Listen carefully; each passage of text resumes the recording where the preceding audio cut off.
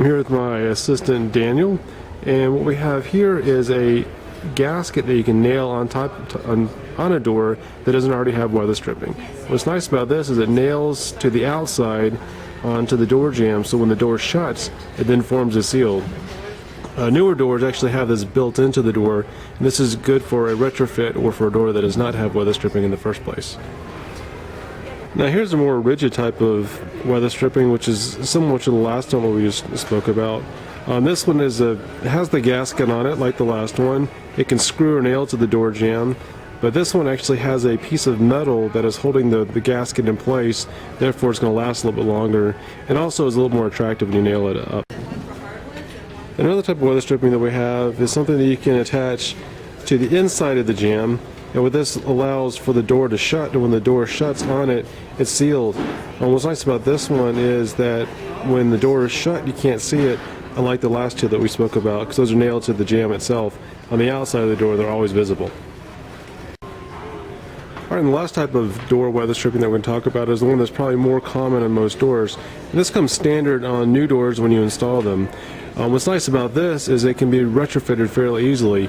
We have a groove on it, so if it ever gets damaged, you can easily pull it out and replace it with a new piece. And we bought this one at a local hardware store here at the Home Depot, and it can be inserted into any type of door that has the special groove on it. Alright, Travis, you called us out here to assess and diagnose a problem. What exactly are you dealing with here? Well, there's a couple things about the door. There was some light that was coming in the door, and we felt a draft. So I'm guessing that either the door's not aligned properly, or we just need to maybe change out the weather stripping. So. Okay. All right. Let's take a look at it. All right. Great. All right. We've opened the door and we found out several areas where it might be leaking. And one at the bottom of the weather stripping. It looks like this weather stripping may be towards the end of its life cycle. So the first thing we're going to try and do is replace this weather stripping, which is pretty easy, with some new weather stripping that we bought at a local hardware store. Now this type of weather stripping is actually built into the door, where other weather stripping is retrofitted. So in a second we'll show you how to properly remove this and replace it. And so to put the new weather stripping in, we've got a little insert that goes into the groove. Just start at the bottom, push it all the way down, and just work it in.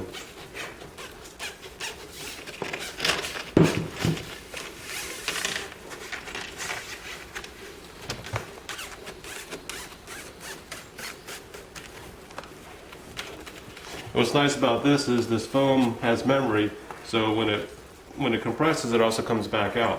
Where the old foam has lost some of its memory just over time as dry rotted. Now that we've got the new weather stripping in, another adjustment that we can make is the actual strike plate itself. What happens here is this strike plate, when the door shuts and the lock set hits this controls the depth of the door and how far it comes out.